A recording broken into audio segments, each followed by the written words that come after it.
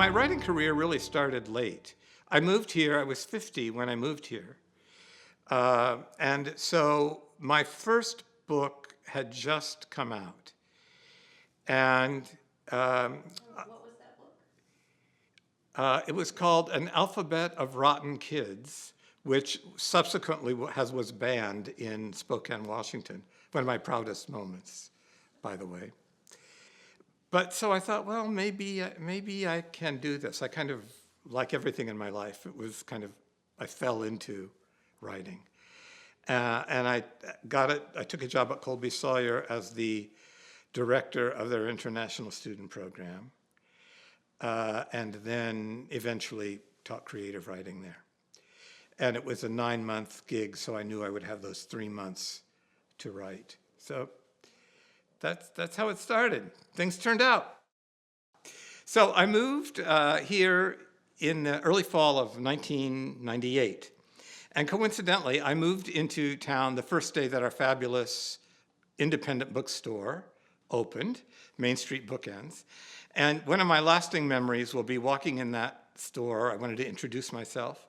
And there was Catherine Nevins surrounded by boxes of books.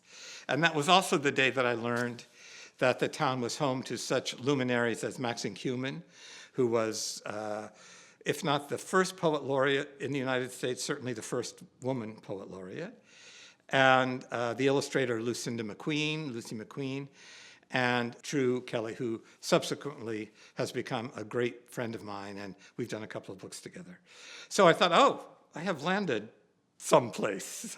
I didn't have any idea that this little town of 3,000 people could be the focal point of such creativity. So I was so happy to find that out.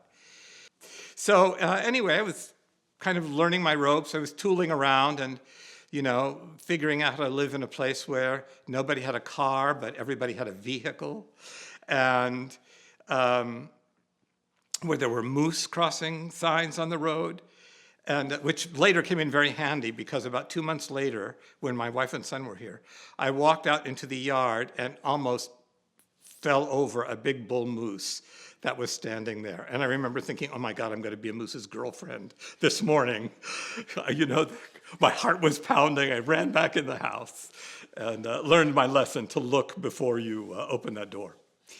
Anyway, I'd been here about 2 months. Barbara and Eli weren't here yet. And I went to Market Basket to get some stuff for a sandwich. And I was in the deli counter. And the customer in front of me said to the clerk, I'd like a pound of feta. And the clerk then said, cheddar? And the customer said, no, feta. And I remember thinking, you are definitely not, Dorothy, you are not in Kansas anymore. But I like that story because as a writer, I feel so fortunate to live in such a place that has such a rich linguistic tradition. And I am still thrilled. I've lived here for 28 years. I am still thrilled when I run into that pure, beautiful New Hampshire Yankee speech. My fondest wish is that 100 years from now, somebody will be standing in Market Basket and will have the same experience as I did. Feta? Cheddar? No, feta. So, yeah, I feel so lucky to have just kind of accidentally found Warner, New Hampshire.